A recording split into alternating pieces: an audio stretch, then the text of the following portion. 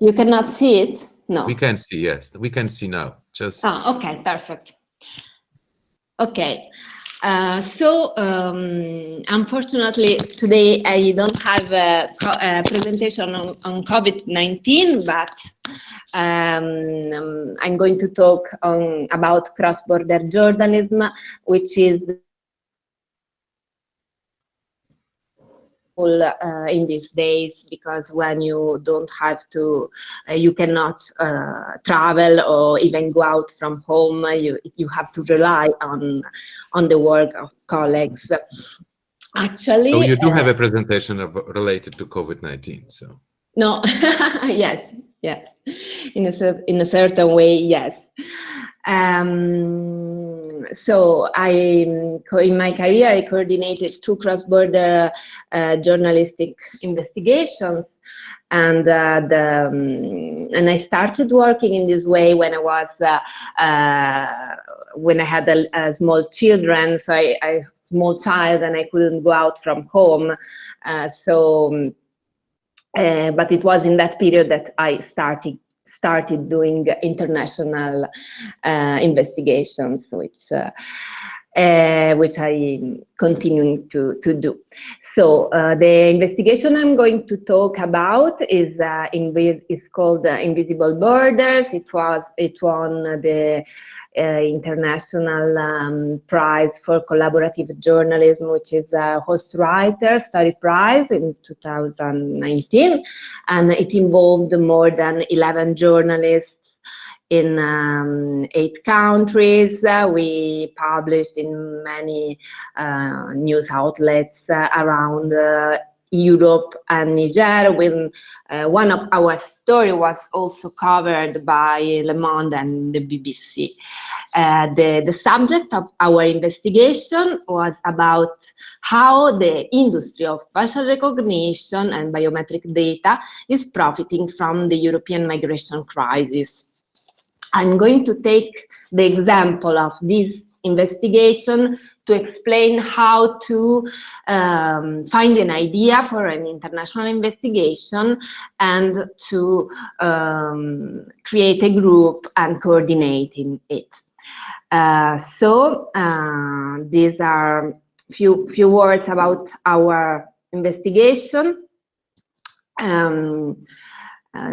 Here we have our main stories, and the story which was more covered was about a truth machine, a lie detector system, which was founded by the European Union and tested at the border between Hungary and Serbia.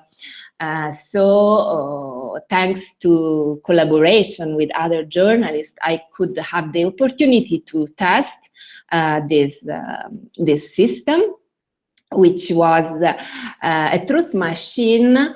Was based on the fact on the analysis of facial movements, and the machine worked that you have to undergo an interview online, and then going to the border, you have this QR code to present to the border guard, and then the border guard, reading this QR code, could see how the truth machine, the lie detector, detected your sincerity. And I was judged as maybe quite dangerous person, even if I had responded the interview all sincerely. And so, thanks to the GDPR regulation, we could see which questions the machine said that were untruth, and then we could document the fact that this truth machine was not saying the truth. Another story is about another story that we were documenting was the fact that biometric database of European countries, member states were going to be unified and checked.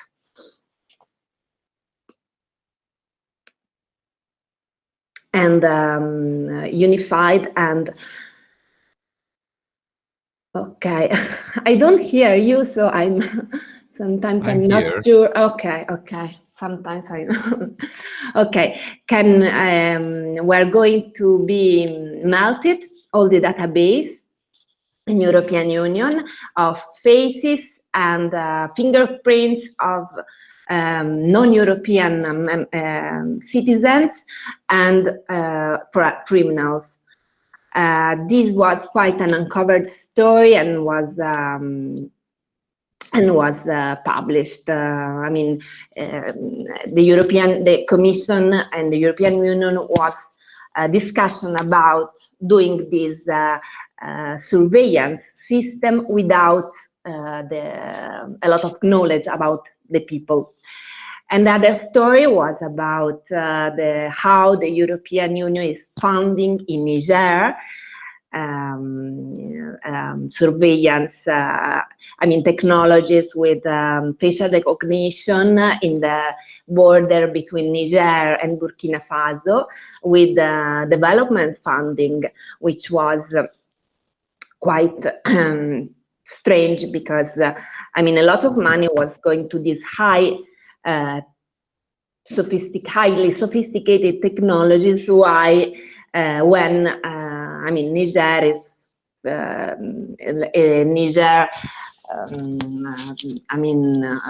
had low electrification and big problems of poverty. So, how we found the idea?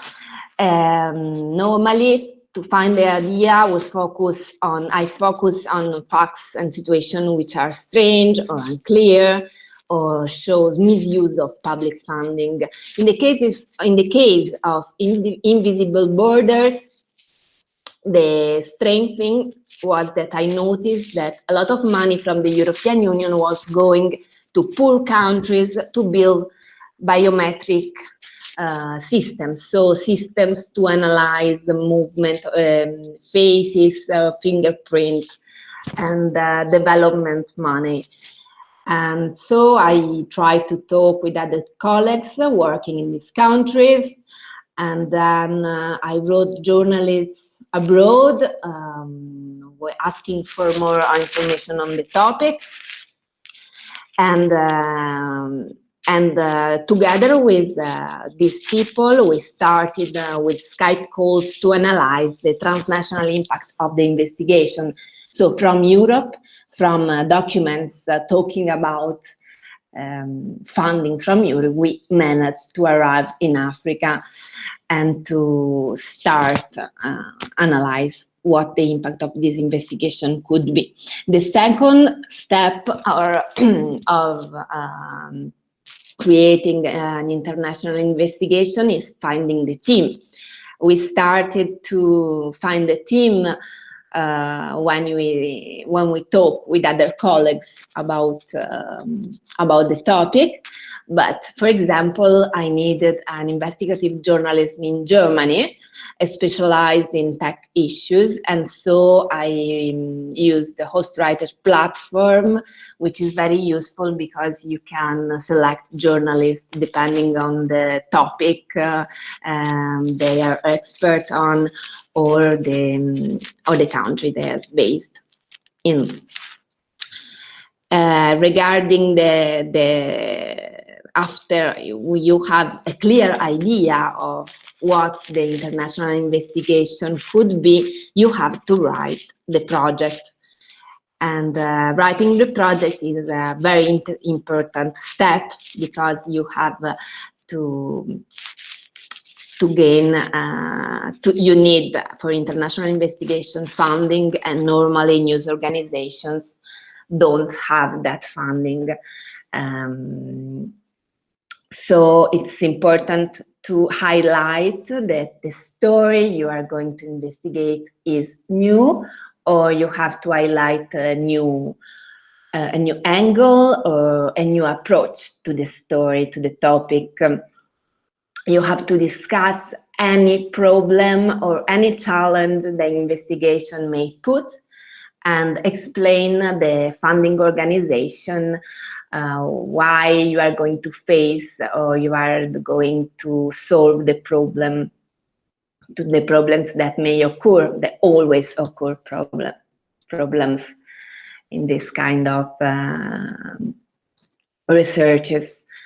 And then provide letter of interest is very important. You need to do to prepare to obtain it on time, because news organization may take a lot of time, even a month, to give it to you. And it's also very important to detail very well the fee and the role of each team member in the budget, because it can avoid time-consuming discussion during the management of the project.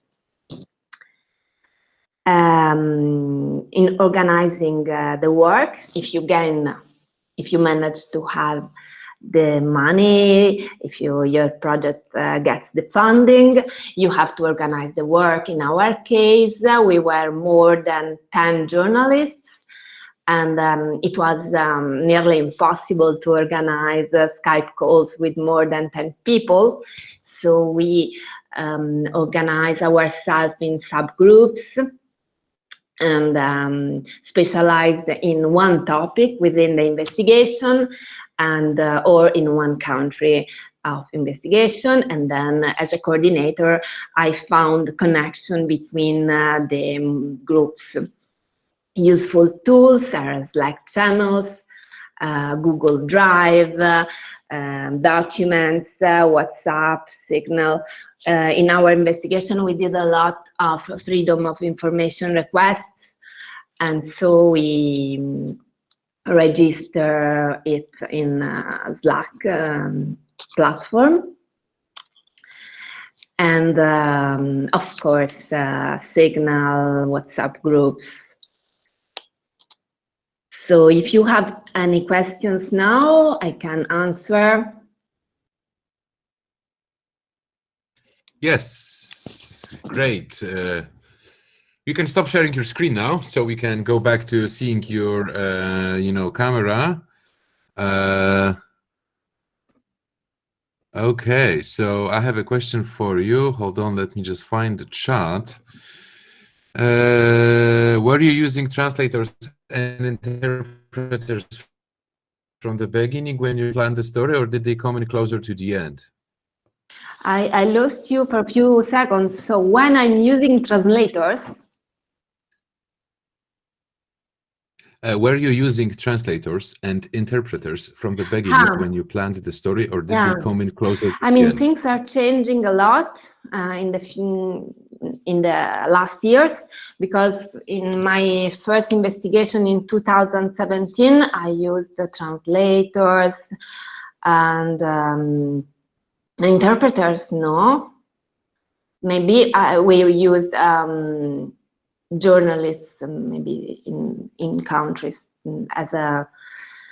But now Google Translate, it works so well that usually to publish in different outlets in different countries, we used Google Translator, and then the team member based, for example, in France, we had a team member, a French team member, and we translated some articles, and then she adapted for the Mediapart, which was a partner organization. Don't know if I am.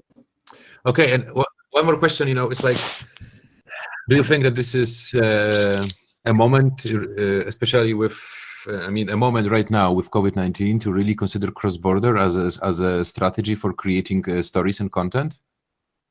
Yes, it can be, but everything has to be changed. Everything has to be rethinked, because even if you collaborate, I don't know, in with a person in another country, maybe also this journalist cannot move from home. So I think that I mean, cross-border journalism project can be useful, but we also have to think other ways of getting into the facts. I think social media could be useful. To reach the people we are talking about. But still, yes. For example, I mean, a colleague in Romania can phone to other association in Romania, I don't know, and be in contact with people we want to report about. So yes, it's a moment to work with this. And there are also, I think, quite a lot of grants in this period. Yeah, we'll see how that goes. The one problem, and which I have been thinking a lot about, is that with what the coronavirus is presenting us as journalists is the fact that we can spread it. And that's a huge difference, because if you risk your life, let's say you go to report from a war zone, yeah, that's kind of your choice. You only risk your life. Yeah, exactly what I thought. And and so, for example, there is one of the stories which disappeared because of the coronavirus is, for example, still the situation of migrants in Greece.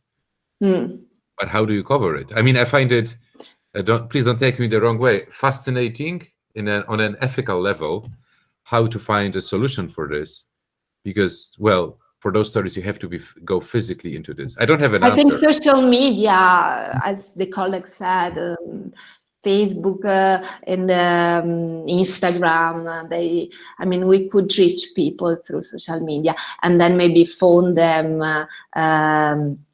with WhatsApp. It's something to explore. I'm trying to do a project with other people around the world now, and we are exploring new ways of collaborating. So it's something ongoing. Okay, great. Thank you very much for taking the time to find us.